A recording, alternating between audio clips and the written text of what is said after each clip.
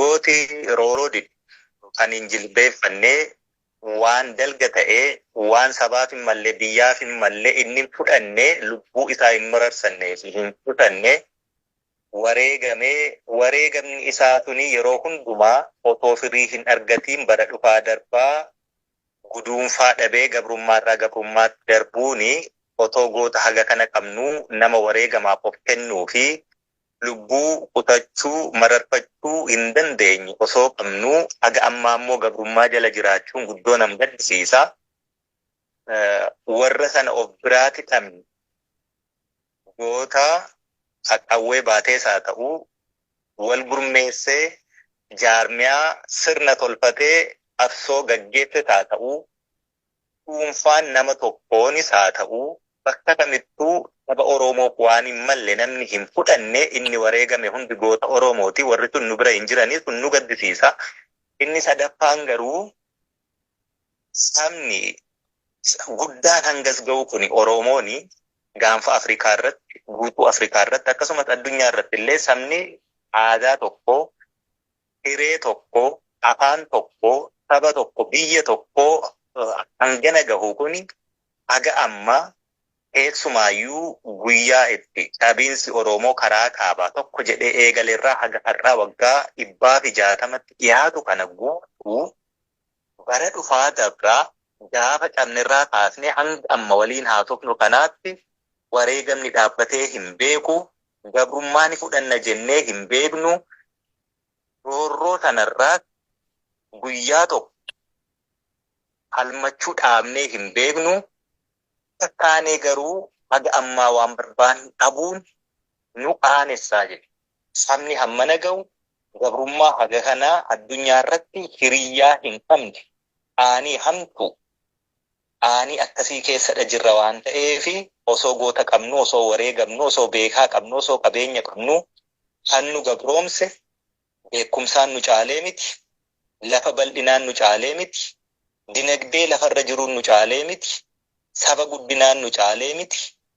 Egaa kana hundumaa bara dhufaa dabraa wal nurratti jijjiiraa sabaota ollaa keenya jiran nu gabroomsanidha. Wal faraqaa himataa yeroo jiraannutti kana lollee cabsinee keessaa bahuu haga ammaa dadhabnu otoo wareegamnu sabni hangana ga'u kuni akkasittiin waa himachaa nama dhuunfaa himachaa gartuu wal qindeessee dhufeessa gabroomsu himachaa inni kun nama qaanessaa jechuudha. Egaan waanuma gabaabduu jedheettaniini yeroo keessanii guddoo sinirraan fudhadhu bahuu barbaada. Ani goota lamaan ilaali.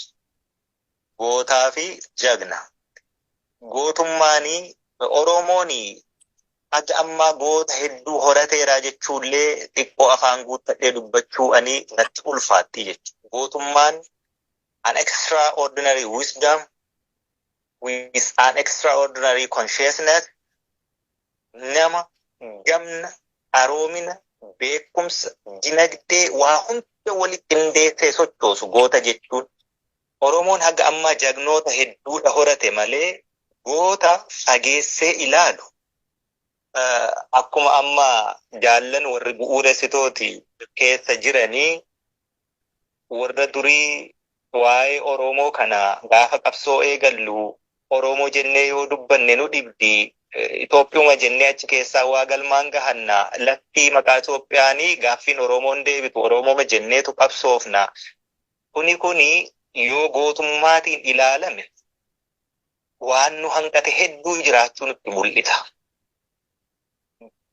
Goonni gamna waan barbaadu bara itti galmeessu haala itti galmeessu daandii irra itti galmeessu hin dubbatu hin himatu garaatti beeka. Jagni garuu yeroo hedduu hubannoo qaba. Hubannoo dhabuu ni danda'a. Itti cabsee lola. Garatti isheen baatu garuu yeroo hedduu with an extraordinary wisdom isa jennu sanaa hin ilaalu. Oromoon jagna hedduudha qaba.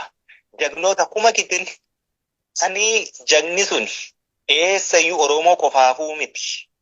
Impaayera biyyattii afaan qawween nu bitte kana keessatti nu ergattee afaan qawween sabaaf sablammoota ollaashee jiran hedduu lolchiiste.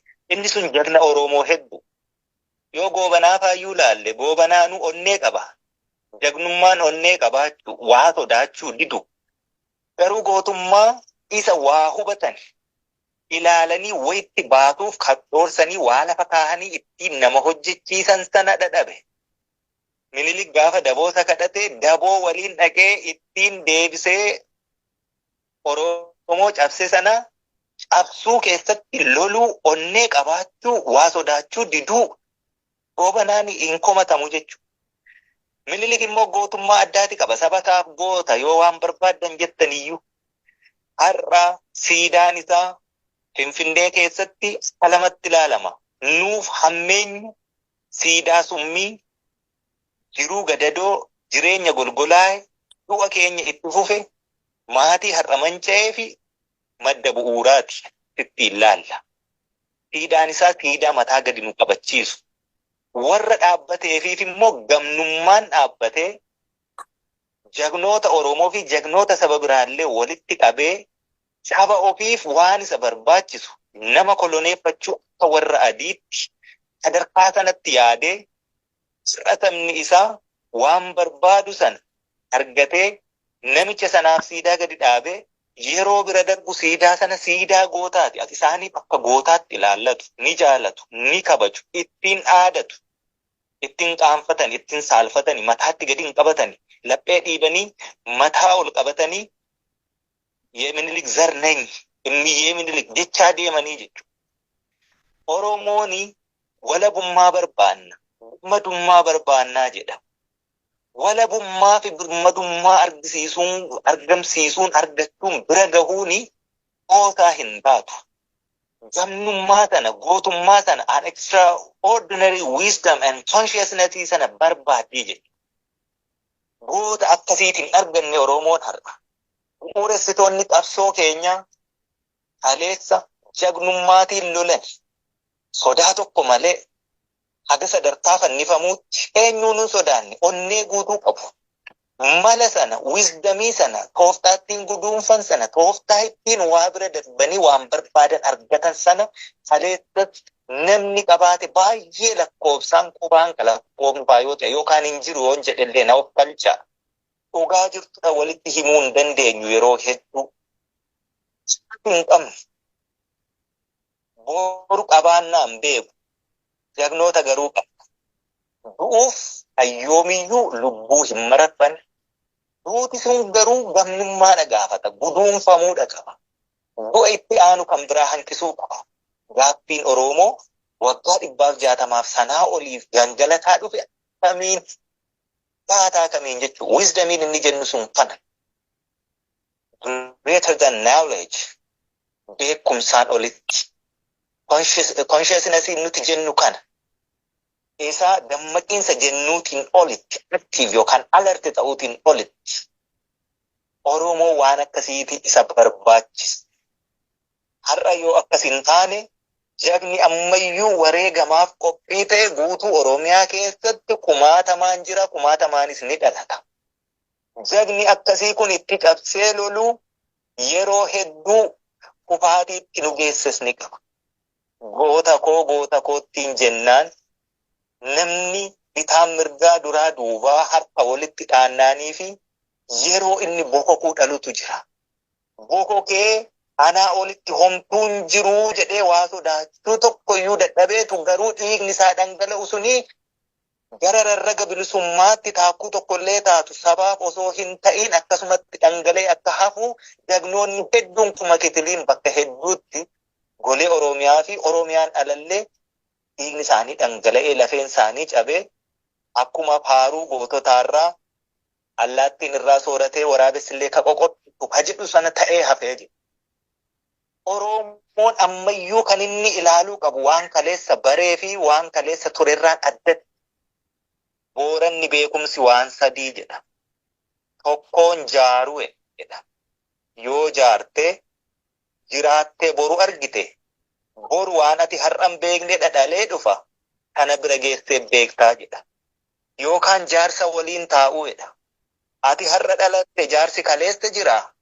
Ati ka har'a dhalatte waan kaleessaan beektu jaarsarraa dhageessee bartaa jedha. Inni sadaffaanii deemuu jedha.